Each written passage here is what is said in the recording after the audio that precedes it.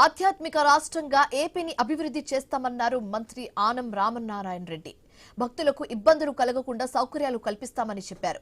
తిరుమల అరసవల్లిలో రథసప్తమి వేడుకలు వైభవంగా నిర్వహించేందుకు ఏర్పాట్లు చేస్తామన్నారు. కుటుంబ సభ్యులతో కలిసి తిరుమల శ్రీవారిని ఆనం దర్శించుకున్నారు.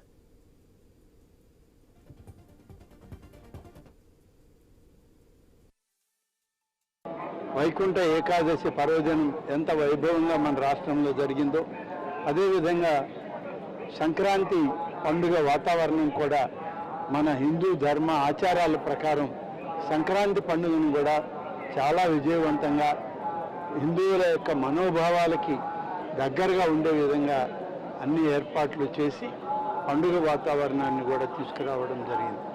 ఇవాళ రాష్ట్రంలో దేశంలో ఉన్నటువంటి అనేక మంది తెలుగు వాళ్ళకి ఆంధ్రప్రదేశ్ రాష్ట్రం ఒక ఆధ్యాత్మిక రాష్ట్రంగా ఒక స్పిరిచువల్ సెంటర్గా అభివృద్ధి చెందాలన్న లక్ష్యంతో మన ముఖ్యమంత్రి శ్రీ చంద్రబాబు నాయుడు గారు కానీ అలాగే రాష్ట్ర ప్రభుత్వం కానీ నిరంతరం కృషి చేస్తుంది.